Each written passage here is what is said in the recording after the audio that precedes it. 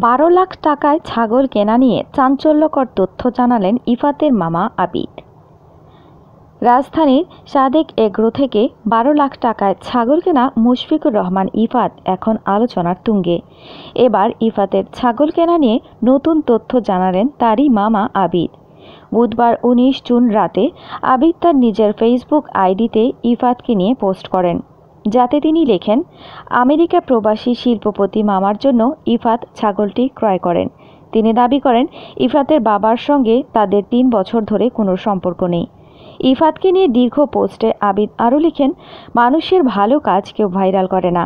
ও অনেক পুরস্কার পেয়েছে পাখি পালন করে, কই তখন তো কেউ তাকে ভাইরাল করে নাই। এই ছেলের হাতের আইফোনটি আমি দিয়েছি কারণ আমি তাকে আদর করি। ওর 2টো আপন মামা আছে, যাদের একজন দুবাইতে শত কোটি টাকার মালিক। তাদের ছেলে নেই বলে তার সব শখ মামা পূরণ করে।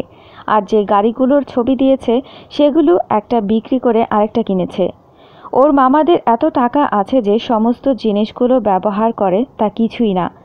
এর চেয়ে বেশি ওর মামারা জাকাত দেয়।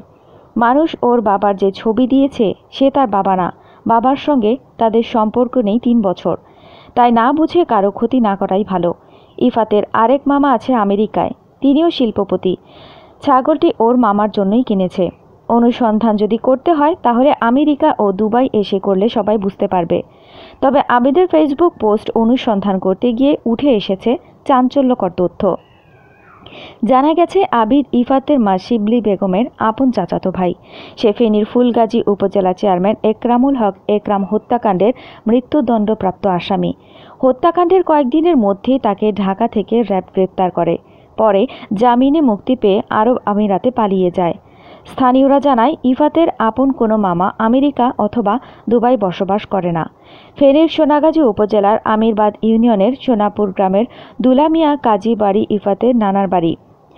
নানা মিল্লাত মিয়া 3 মেয়ে 1 ছেলে। একমাত্র ছেলে নকিব মিয়া দেশে বসবাস করেন। স্থানীয়রা আরও জানায়, গত কয়েক বছর পূর্বে ইফাত তার মায়ের সঙ্গে নানার বাড়িতে বেড়াতে এসেছেন। ফেনীর সোনাগাজীর আমিরবাদ ইউনিয়ন পরিষদের চেয়ারম্যান আজিজুল হক হিরণের সঙ্গে মোবাইল ফোনে ইফাতের 12 লাখ টাকায় ছাগল কেনা প্রসঙ্গে জানতে চাইলে তিনি এই প্রসঙ্গে কোনো কথা বলতে রাজি হননি। এদিকে ছাগল কাণ্ডে ভাইরাল হওয়ার পর রাজস্ব কর্মকর্তা মতিউর রহমান দাবি করেছেন, ইফাতের সঙ্গে তার কোনো সম্পর্কই নেই।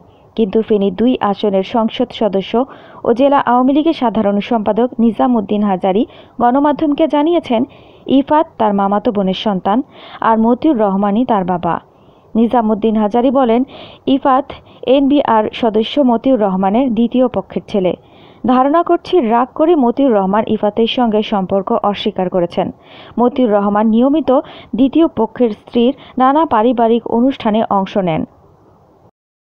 এরকম আরও অনেক ভিডিও পেতে নিউজ এক্সপোজার টিভির সাথেই থাকুন। চ্যানেলটি সাবস্ক্রাইব করুন এবং সাথে বেল আইকনটি বাজিয়ে দিন।